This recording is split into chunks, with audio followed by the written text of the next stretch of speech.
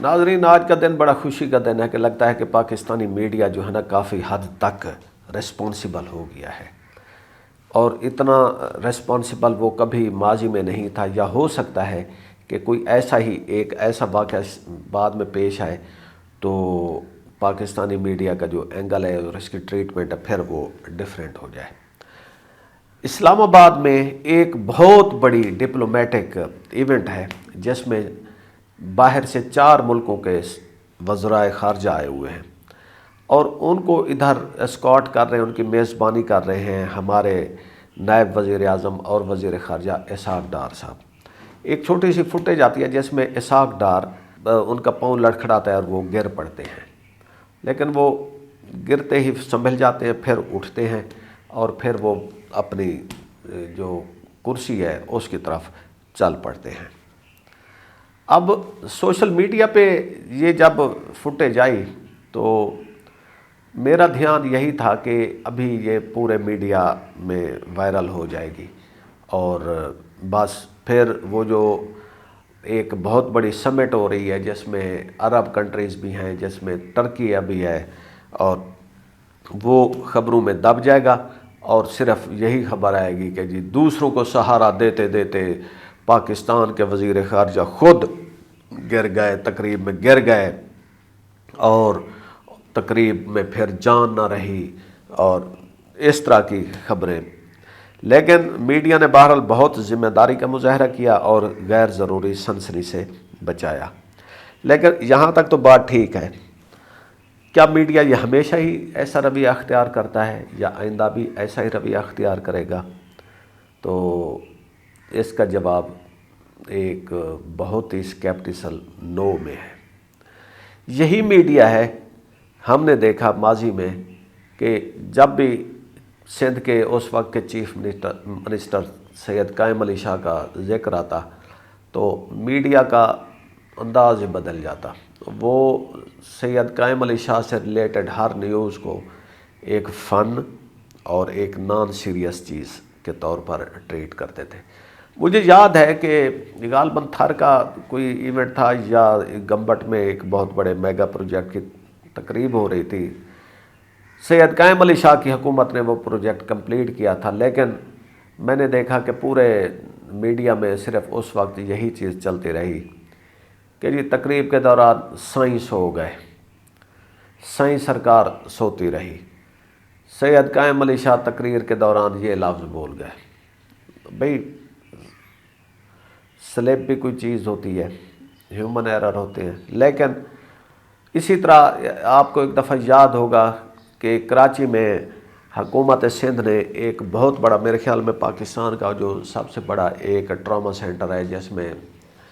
5 floors پہ وہ operation theatre ہیں کہ ٹراما کو ٹریٹ کرنے کے لیے،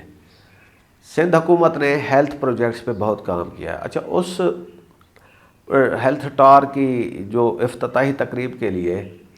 آ رہے تھے بلاول بھٹو صاحب، اب بجائے اس کے کہ ہم اس ٹاور کو پروجیکشن دیتے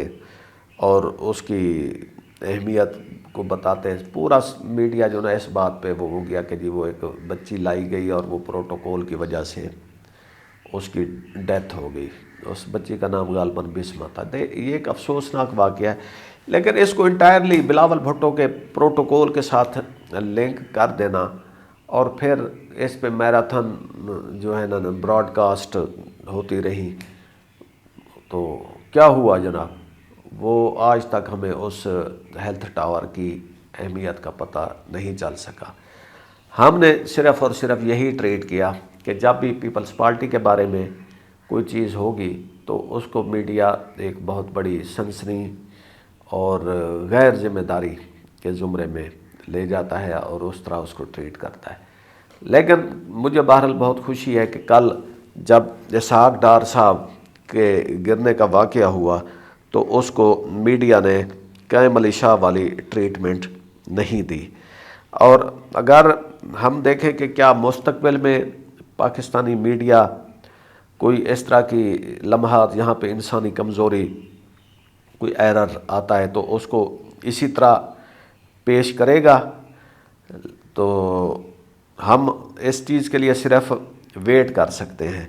لیکن اس کے لیے سب سے زیادہ جو ہے نا وہ ایک ایڈیٹوریل ججمنٹ ہے، گیٹ کیپنگ ہے، کہ جو ہمارے میڈیا کے گیٹ کیپرز ہیں